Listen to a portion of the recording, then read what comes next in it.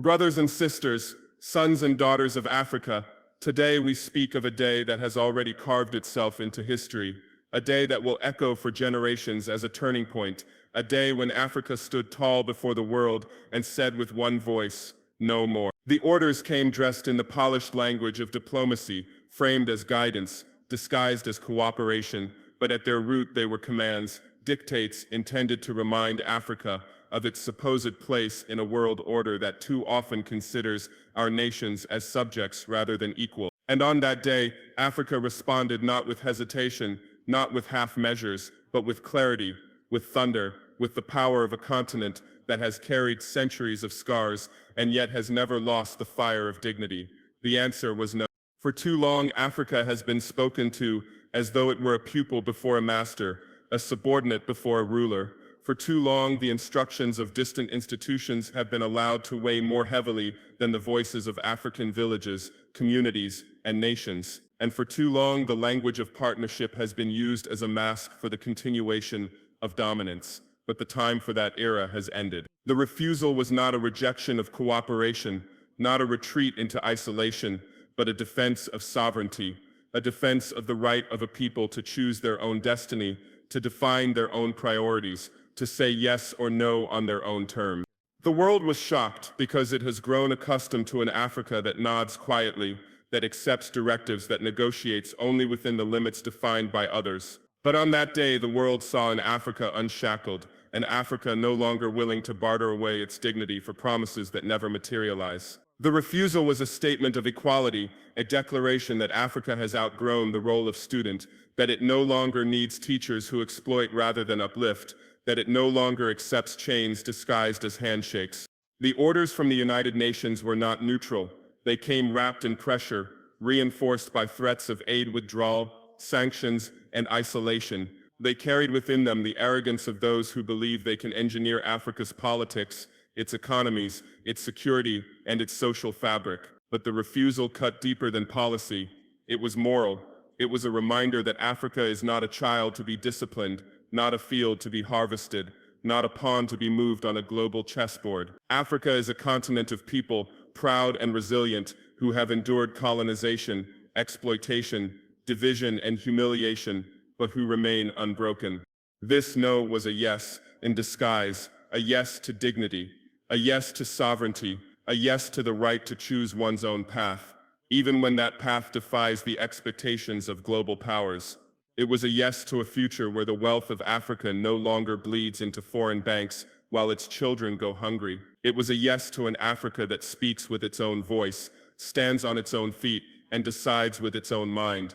That day, the echoes of resistance rang across villages and cities alike. Farmers in their fields, workers in their factories, youth in their schools, elders in their communities, they all felt a shift. It was as though the chains of silence, accepted over decades, were breaking one by one. The ground shook not because of war, not because of destruction, but because a continent finally remembered its strength, and that strength is not in its resources alone, not in its land, not even in its numbers. That strength lies in the unbreakable spirit of a people who have always refused to die.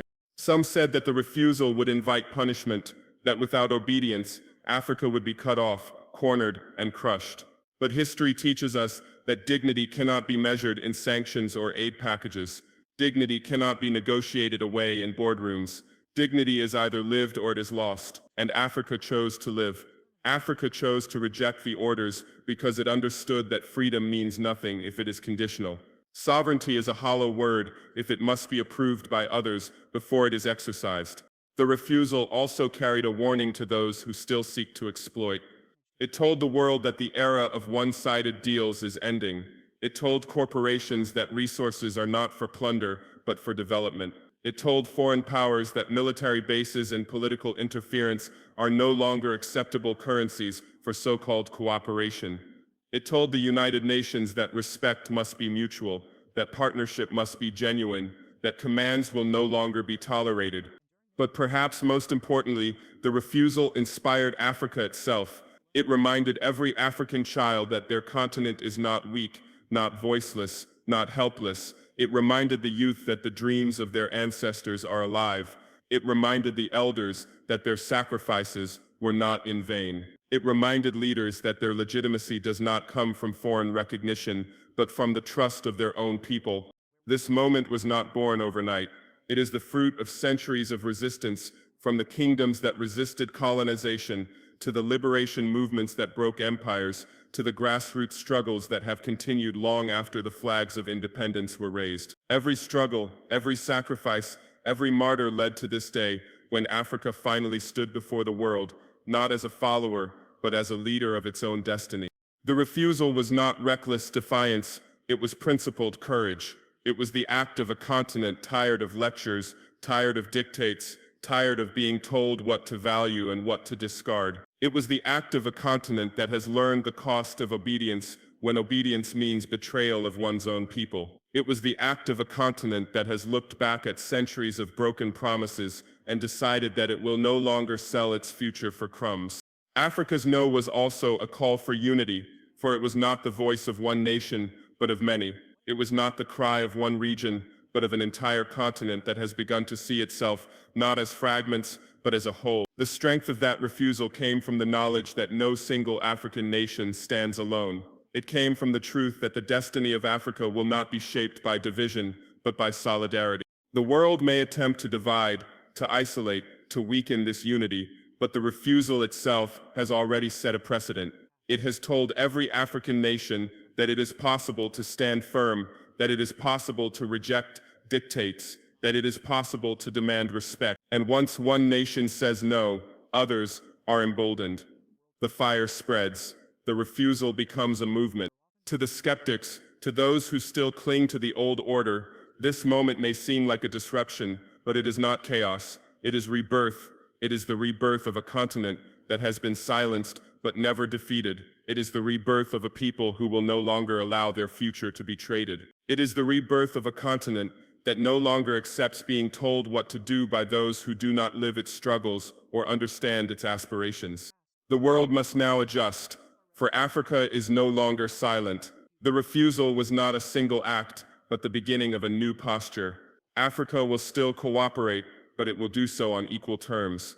Africa will still engage, but it will do so with dignity. Africa will still participate in global conversations, but it will not be lectured to. This is the new Africa, unbowed, unbroken, unafraid. And to the people of Africa, this moment is a call to action.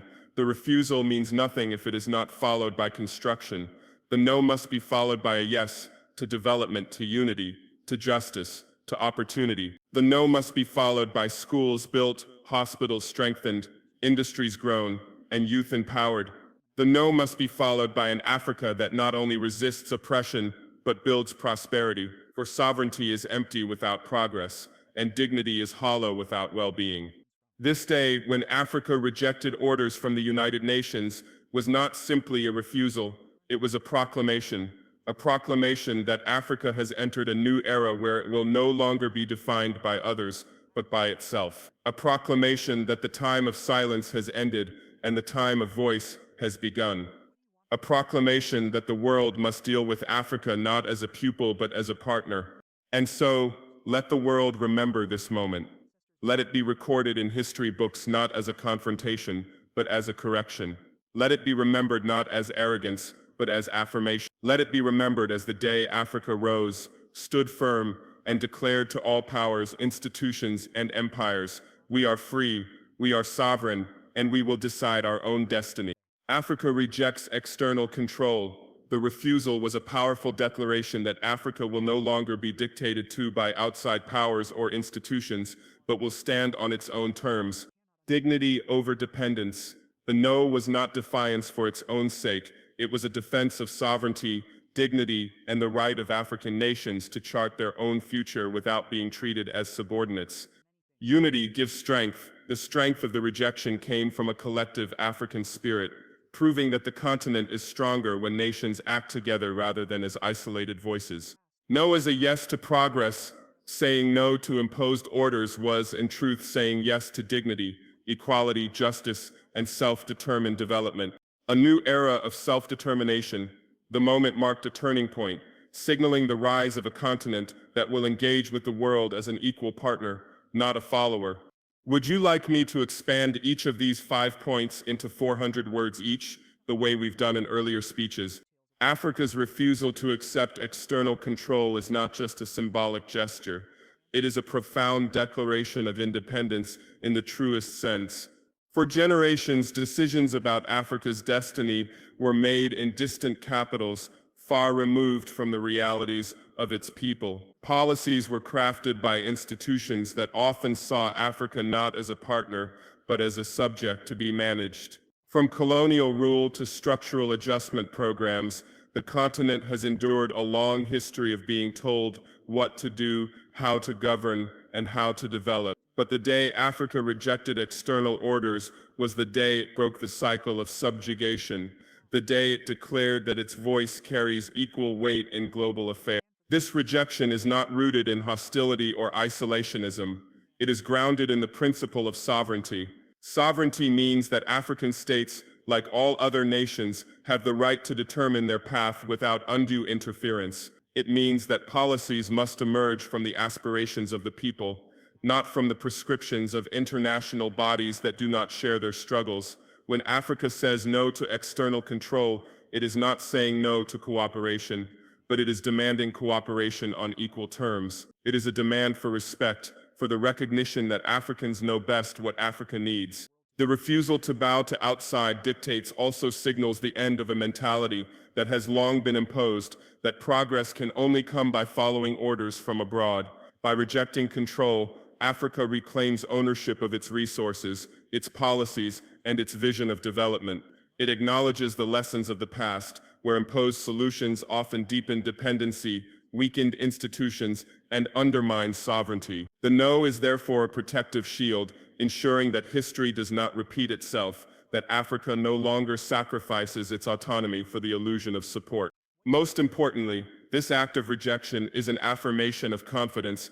It shows that Africa has faith in its people, in its leaders, and in its capacity to rise without being held by the hand of others. The day Africa said no was not the end of dialogue with the world. It was the beginning of dialogue on new terms. It was a declaration that Africa will sit at the table not as a guest, but as a host in its own right. To reject external control is to embrace true freedom, and with that freedom, Africa steps into its rightful place on the global stage. Dignity over dependence is the principle that guided Africa's bold rejection of orders from the outside world. For far too long, dependence was presented as generosity, loans wrapped in fine words, aid tied with invisible chains, and policies imposed through pressure were all painted as help. But help that erodes dignity is not help at all. It is another form of domination. The moment Africa chose dignity over dependence, it was not an act of arrogance but an assertion of humanity. To be dependent is to live in someone else's shadow. To embrace dignity is to stand in the light of one's own freedom. Dependence weakens the spirit of nations. It creates an illusion of progress while undermining self-sufficiency.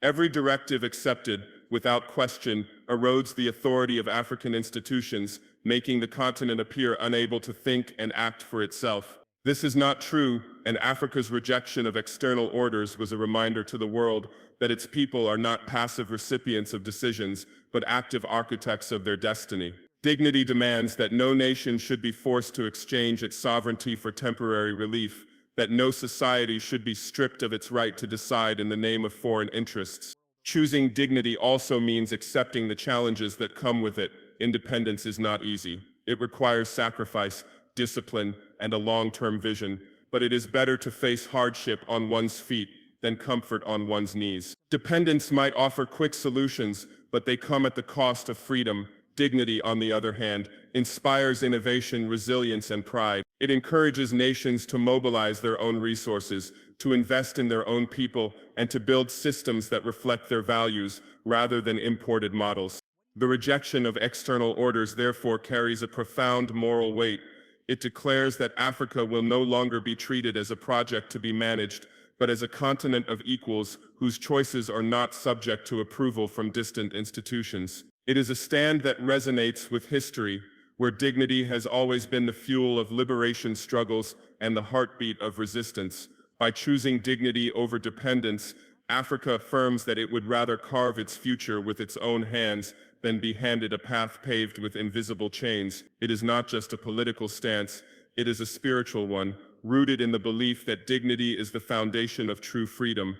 Unity has always been the hidden weapon of Africa, and when the continent rejects external orders, it is unity that transforms defiance into strength. Alone, a nation may be pressured, sanctioned, or manipulated. But when voices come together, when nations stand as one, the weight of unity becomes unbreakable.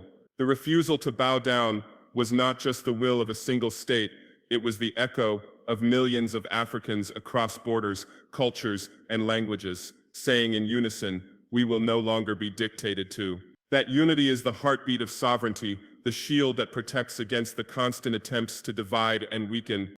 For centuries, outsiders thrived on African divisions, colonial borders were drawn to fracture communities, and modern policies are often crafted to keep nations in competition rather than cooperation. But the day Africa raised a collective no, it shattered that strategy. It proved that the continent understands the old game and is no longer willing to play by someone else's rules.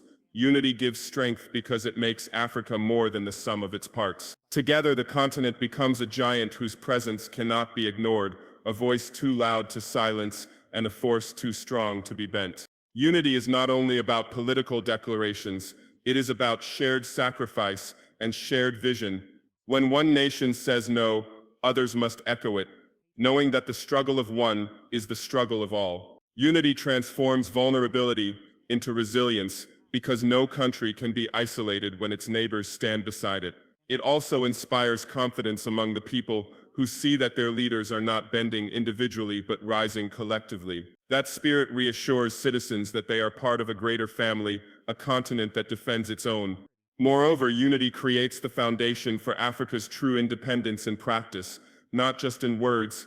It allows for regional economies to strengthen each other, for security to be built together, and for culture to be celebrated as a shared heritage rather than fragmented identities. The power of unity is not abstract, it is practical, visible, and enduring.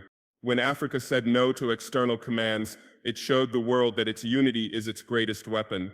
It proved that a divided Africa may be vulnerable, but a united Africa is unstoppable. That unity is not just strength, it is survival, dignity, and the promise of a future where no outsider dictates the continent's path. When Africa said no to external orders, it was not a rejection of progress, it was in fact a bold affirmation of progress on its own terms.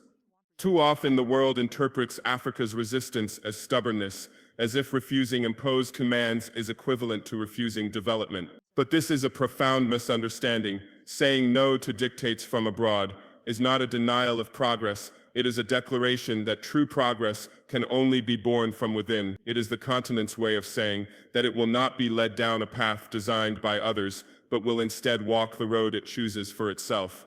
The no was therefore not an end, but a beginning. It was the opening of a door to new possibilities, where policies reflect the lived realities of the people rather than the theoretical models of distant institutions. When Africa refuses external interference, it is not retreating, it is advancing toward a vision of development rooted in dignity, equality, and sovereignty. By rejecting outside commands, Africa is affirming that its people have the creativity, resilience, and wisdom to determine their own future. That is not stagnation, that is genuine progress. History shows that externally imposed solutions rarely build lasting prosperity. They create dependency, weaken self-reliance, and often prioritize foreign interests over local needs. By saying no, Africa is saying yes to a different kind of growth, growth that serves its citizens first. It is saying yes to building industries that harness its own resources, yes to educational systems that empower its youth, yes to health systems designed for its realities, and yes to partnerships that respect its sovereignty. This kind of progress is slower, harder, and demands sacrifice, but it is real, and it is lasting. Most importantly, the no signals a psychological shift. It tells Africans themselves that they do not need to wait for permission to rise. It plants pride in the hearts of young people, showing them that their leaders and their nations have the courage to define their path. It says yes to self-belief, yes to unity, and yes to hope. Thus, Africa's no is not resistance without purpose, it is resistance with vision. It is a refusal to be a puppet, so that the continent can finally become a full player in shaping its destiny. In every sense that no is a yes to freedom, a yes to progress, and a yes to a future written by African hands.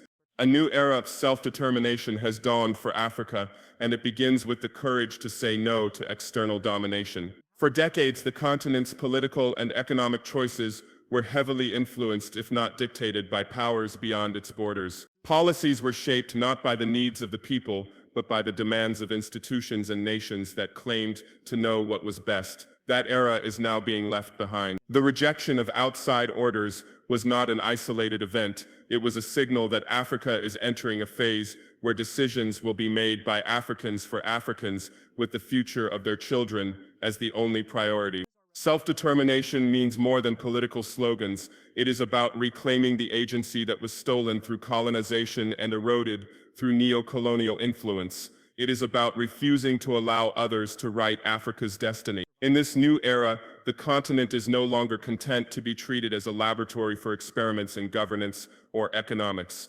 Instead, it is building models rooted in its own culture, traditions, and strength. This is a profound shift. Africa is no longer asking to be heard. It is declaring its voice and asserting that it will be the author of its own narrative. This new chapter also demands responsibility.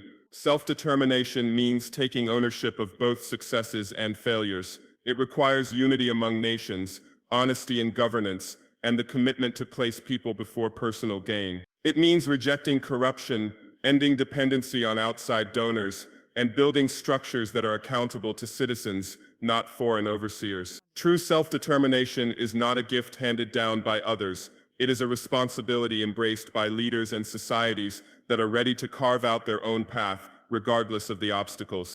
What makes this moment historic is that Africa's no is not just resistance, but a blueprint for renewal.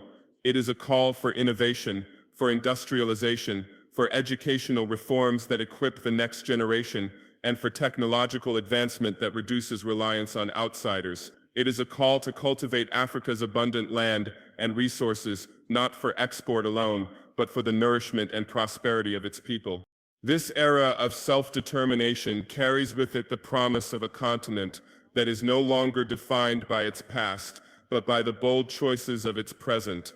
It is the dawn of a future where Africa is not a follower of global orders, but a leader of its own destiny. The refusal to be controlled has set the foundation for sovereignty that is both real and irreversible.